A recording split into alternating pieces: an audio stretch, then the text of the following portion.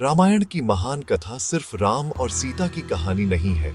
यह उन अनगिनत किरदारों की भी कहानी है जिनके छोटे बड़े फैसलों ने इस महाकाव्य को आकार दिया। जब हम रामायण के बारे में सोचते हैं तो हमारे मन में तुरंत नायक और खलनायक की तस्वीरें उभर आती हैं। राम नायक हैं और रावण खलनायक। ये बहुत सीधी और सरल बात लगती है, लेकिन क्या हर किरदार को इतनी आसानी से अच्छे या बुरे के खांचे में बांटा जा सकता है? कुछ किरदार ऐसे भी हैं जो इस विभाजन की रेखा पर खड्डे नजर आते हैं, जिन्हें अक्सर गलत समझा गया है। इन्हीं में से दो प्रमुख नाम हैं, विभीषण और मंथरा। समाज ने एक को घर का भेदी कहा और दूसरे को एक दुष्ट दासी जिसने पूरे राज परिवार की खुशियां छीन ली। अक्सर हम कहानियों को सिर्फ एक ही नजरिए से देखते हैं, जीतने वाले के नजरिए से। इस प्रक्रिया में हम उन किरदारों की भावनाओं, उनके डर और उनकी मजबूरियों को नजरअंदाज कर देते हैं, जो हारने वाले पक्ष में थे या जिनके फैसलों ने कहानी को एक अप्रत्याशित मोड़ ढा दिया। विभीषण, जो रावण का सगा भाई था, और मंथरा, जो रानी कैकेयी की सबसे भरोसेमंद दासी थी, ऐसे ही पात्र हैं। उन्हें खलनायक का तमगा तो दे दिया गया, लेकिन हमने कभी यह सोचने की कोशिश नहीं की कि उन्होंने जो किया वह क्यों किया। क्या उनके फैसले सिर्फ दुष्टता से भरे थे या उनके पीछे कोई गहरा मानवीय कारण भी छिपा था? क्या वे सच में बुरे थे या हालात ने उन्हें ऐसे कदम उठाने पर मजबूर कर दिया? इस चर्चा में हम इन्हीं दो किरदारों की दुनिया में उतरने की कोशिश करेंगे। हम जानेंगे कि विभीषण ने अपने ही भाई के खिलाफ जाने का इतना बड़ा फैसला क्यों लिया, और वह कौन सा डर था जिसने मंथरा को रानी कैकेयी के कान भरने पर मजबूर कर दिया। हमारा मकसद उन्हें सही या गलत ठहराना नहीं है, बल्कि उनके नजरिए को समझना है। कहानियों का उद्देश्य केवल मनोरंजन करना नहीं होता, वे हमें इंसानी स्वभाव की जटिलताओं को समझने का मौका भी देती है। शायद विभीषण और मंथरा की कहानियों को फिर से समझकर हम अपने आसपास के लोगों को और खुद को भी बेहतर ढंग से समझ पाएं। यह समझना जरूरी है कि पौराणिक कथाएं हमें केवल देवताओं और असुरों के बारे में नहीं बताती, वे हमें धर्म और अधर्म के बीच के महीन अंतर को भी समझाती है। धर्म केवल पूजा पाठ या नियमों का पालन करना नहीं है, बल्कि सही और गलत के बीच चुनाव करने की क्षमता है। विभीषण और मंथरा दोनों ने अपने अपने धर्म का पालन करने की कोशिश की, लेकिन उनके रास्ते और नतीजे बिल्कुल अलग थे। एक ने अपने कुल से ऊपर धर्म को चुना, तो दूसरी ने अपनी रानी के भविष्य की चिंता में धर्म की सीमाओं को लांघ दिया। उनकी कहानियां हमें यह सोचने पर मजबूर करती हैं कि क्या खलनायक पैदा होते हैं या समय और हालात उन्हें बना देते हैं। विभीषण लंका के राजा महाशक्तिशाली रावण का सबसे छोटा भाई था। जहां रावण और कुंभकर्ण अपनी ताकत और अहंकार के लिए जाने जाते थे, वहीं विभीषण का स्वभाव बिल्कुल अलग था। वह बचपन से ही शांत, ज्ञानी और धर्मपरायण था। उसने हमेशा शास्त्रों का अध्ययन किया और धर्म के मार्ग पर चलने को ही अपने जीवन का लक्ष्य बनाया। लंका में जहां हर कोई भोग विलास और शक्ति के नशे में चूर था, विभीषण एक अलग ही द्वीप की तरह था। वह जानता था कि उसका भाई रावण गलत रास्ते पर है, लेकिन वह परिवार के प्रति अपने कर्तव्य से भी बंधा हुआ था। यह उसके जीवन का सबसे बड़ा द्वंद्व था, कुल का मान या धर्म का सम्मान। यह द्वंद्व तब चरम पर पहुंच गया जब रावण सीता का हरण करके लंका ले आया। विभीषण ने तुरंत इस कार्य को अधर्म बताया। उसने रावण को बार बार समझाया, भैया, आपने जो किया है वह पाप है। पराई स्त्री का हरण करना हमारे राक्षस कुल की मर्यादा के खिलाफ है। इससे हमारा सर्वनाश हो जाएगा। आप माता सीता को सम्मान सहित श्री राम को लौटा दीजिए। लेकिन अहंकार में डूबे रावण ने अपने भाई की एक न सुनी। उसने विभीषण को कायर और दुश्मन का हितैषी कहकर अपमानित किया। रावण की भरी सभा में जब विभीषण का तिरस्कार हुआ, तो उसके सामने एक बड़ा सवाल खड़ा हो गया। क्या उसे अधर्म का साथ देना चाहिए, सिर्फ इसलिए कि अधर्म करने वाला उसका अपना भाई है? विभीषण ने एक बहुत कठिन लेकिन महत्वपूर्ण निर्णय लिया। उसने धर्म का पक्ष चुना, भले ही इसके लिए उसे अपने परिवार और राज्य को छोड़ना पड़ा। उसने लंका का त्याग कर दिया और श्री राम की शरण में चला गया। बहुत से लोग आज भी विभीषण को घर का भेदी लंका ढाए कहकर ताना देते हैं। वे कहते हैं कि उसने अपने भाई से गद्दारी की, लेकिन अगर हम धर्म के नजरिए से देखें तो विभीषण ने गद्दारी नहीं की, बल्कि उसने अधर्म से नाता तोड़ा। उसने सत्य का साथ दिया, भले ही सत्य उसके परिवार के खिलाफ खद्दा था। यह एक ऐसा फैसला था जिसके लिए बहुत बद्धे साहस और नैतिक बल की जरूरत होती है। राम ने विभीषण की नीयत को समझा और उसे अपनी शरण में ले लिया। युद्ध के दौरान विभीषण ने रावण के कई गुप्त रहस्य उजागर किए, जिससे राम की सेना को विजय प्राप्त करने में बहुत मदद मिली। युद्ध के बाद राम ने अपना वचन निभाते हुए विभीषण को लंका का राजा बनाया। विभीषण की कहानी हमें सिखाती है कि रिश्ता और परिवार महत्वपूर्ण है, लेकिन धर्म और सत्य उससे भी ऊपर है। जब हमें परिवार और धर्म के बीच किसी एक को चुनना पड़े तो चुनाव हमेशा धर्म का ही होना चाहिए। विभीषण खलनायक नहीं, बल्कि एक ऐसा नायक था जिसने सही काम करने के लिए सब कुछ दांव पर लगा दिया। अब बात करते हैं रामायण की एक ऐसी किरदार की जिसे शायद सबसे ज्यादा नफरत मिली, मंथरा। मंथरा रानी कैकेयी की दासी थी, जो उनके विवाह के समय उनके मायके से उनके साथ अयोध्या आई थी। वह सिर्फ एक दासी नहीं थी, बल्कि कैकेयी की मां जैसी थी। उसने कैकेयी को बचपन से पाला पोसा था और उससे बहुत ज्यादा लगाव रखती थी। शारीरिक रूप से वह कुब्दी थी, जिसके कारण शायद उसे समाज में हमेशा उपेक्षा और ताने सहने पड़े होंगे। यह शारीरिक कमी और सामाजिक उपेक्षा अक्सर इंसान के मन में एक गहरी असुरक्षा और कड़ियवाहट पैदा कर देती है। मंथरा के मन में भी शायद ऐसा ही कोई जहर घुल रहा था। जब अयोध्या में श्री राम के राज्याभिषेक की घोषणा हुई तो पूरे नगर में खुशियां मनाई जा रही थी। शुरुआत में मंथरा भी इस खबर से बहुत खुश थी।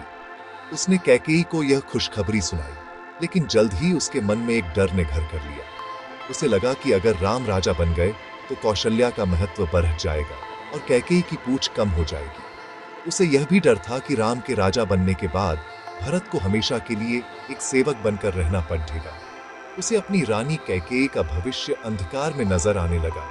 यह डर सिर्फ कैकेयी के लिए नहीं था, बल्कि अपने भविष्य के लिए भी था। उसे लगा कि नई व्यवस्था में उसका क्या होगा, क्या उसे वही सम्मान मिलेगा जो अब तक मिलता आया है। इसी डर और असुरक्षा की भावना ने मंथरा को एक भयानक कदम उठाने के लिए उकसाया। उसने कैकेयी के मन में जहर घोलना शुरू कर दिया। उसने कैकेयी को उसकी असुरक्षाओं की याद दिलाई, उसे भविष्य के खतरों से डराया और उसे उसके अधिकारों के लिए लड़ने को कहा। उसने कैकेयी को राजा दशरथ द्वारा दिए गए उन 2 वचनों की याद दिलाई, जिनका उपयोग करके वह अपने बेटे भरत के लिए राजगद्दी और राम के लिए 14 वर्ष का वनवास मांग सकती थी। मंथरा की बातें धीरे धीरे कैकेयी के मन में उतरती गई और अंत में रानी ने वही किया जो मंथरा चाहती थी। इस एक घटना ने पूरे अयोध्या का सुख चैन छीन लिया। मंथरा के इस काम को किसी भी तरह से सही नहीं ठहराया जा सकता। उसके एक फैसले ने एक खुशहाल परिवार को बिखेर दिया। लेकिन क्या वह सिर्फ एक दुष्ट औरत थी, या वह एक ऐसी इंसान थी जो अपने भविष्य को लेकर डरी हुई थी और अपनी मालकिन से बहुत ज्यादा लगाव रखती थी। उसका तरीका गलत था, उसकी सोच संकीर्ण थी, लेकिन उसके पीछे की भावना असुरक्षा और प्रेम की थी, एक विकृत प्रेम। मंथरा की कहानी हमें यह दिखाती है कि कैसे डर और असुरक्षा इंसान को गलत रास्ते पर ले जा सकते हैं। वह खलनायिका जरूर बनी, लेकिन उसकी खलनायकी के पीछे एक मानवीय कमजोरी छिपी थी, जिसे समझना भी जरूरी है।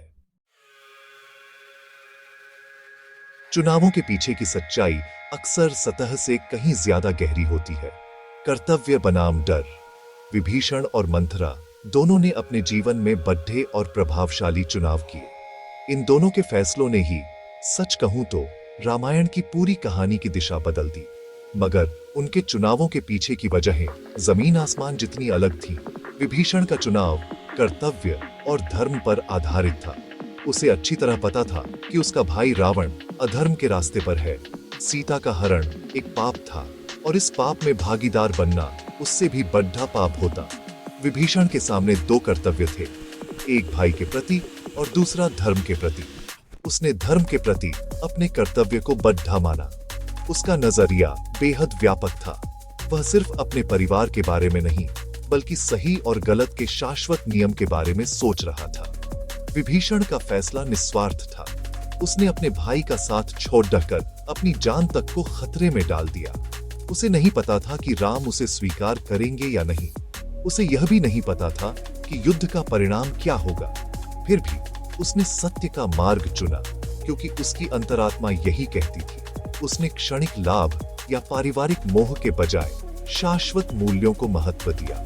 विभीषण का दृष्टिकोण हमें यह सिखाता है कि सच्चा धर्म व्यक्तिगत संबंधों से ऊपर होता है। कभी कभी सही काम करने के लिए हमें उन लोगों के खिलाफ भी खड्डा होना पड़ता है जिनसे हम प्रेम करते हैं। ये सचमुच एक कठिन परीक्षा होती है और विभीषण इस परीक्षा में सफल हुआ। दूसरी ओर मंथरा का चुनाव भय और असुरक्षा पर आधारित था। उसका नजरिया बहुत संकीर्ण और स्वार्थी था।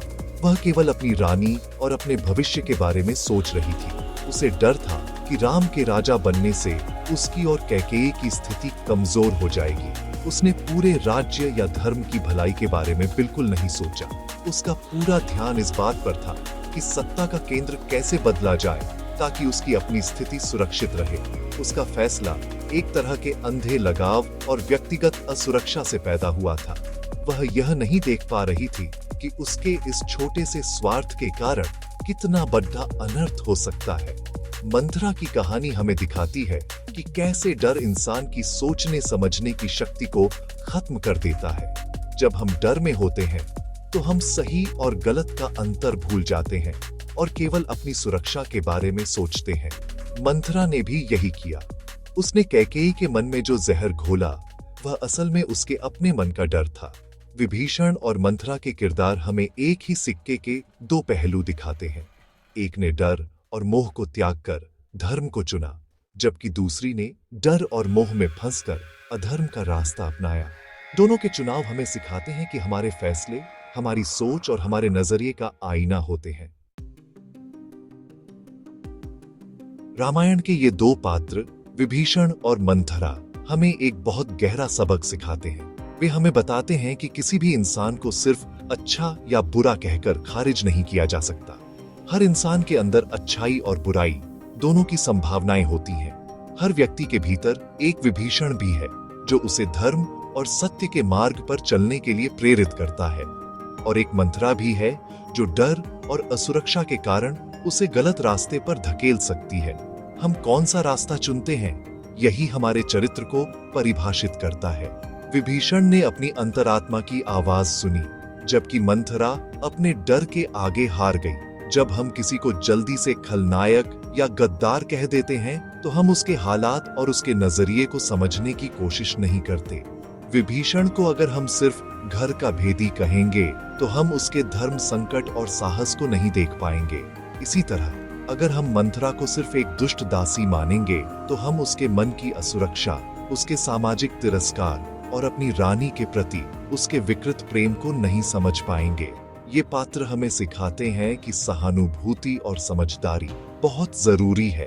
किसी को जज करने से पहले हमें खुद से यह पूछना चाहिए कि अगर हम उन हालात में होते तो हम क्या करते। कहानियां हमें यही सिखाने के लिए होती हैं। वे हमें बताती हैं कि जीवन सीधा और सरल नहीं होता। इसमें कई परतें होती हैं, कई रंग होते हैं। कोई भी इंसान पूरी तरह से सफेद या पूरी तरह से काला नहीं होता। हम सब स्लेटी हैं। हमारे फैसले ही हमें नायक या खलनायक की श्रेणी में डालते हैं। विभीषण और मंथरा की कहानी हमें यह भी याद दिलाती है कि हर चुनाव का एक नतीजा होता है। विभीषण को धर्म का साथ देने पर सम्मान और राज्य मिला, जबकि मंथरा को इतिहास में हमेशा के लिए एक कलंक के रूप में याद किया जाने लगा। अंत में रामायण के ये दोनों किरदार हमें आत्मचिंतन के लिए प्रेरित करते हैं। हमें अपने अंदर झांक कर देखना चाहिए कि हम अपने जीवन के फैसलों में विभीषण के रास्ते पर चल रहे हैं या मंथरा के। क्या हमारे फैसले धर्म, सत्य और व्यापक भलाई पर आधारित हैं या वे डर, स्वार्थ और असुरक्षा से प्रेरित हैं? हर दिन, हर पल हम एक चुनाव करते हैं और यही चुनाव यह तय करते हैं कि हमारी कहानी कैसे याद रखी जाएगी। विभीषण और मंथरा खलनायक या मिसअंडरस्टूड होने से ज्यादा हमारे अपने अंदर की दो प्रवृत्तियों के प्रतीक हैं, जिनके बीच हमें हमेशा संतुलन बनाना होता है।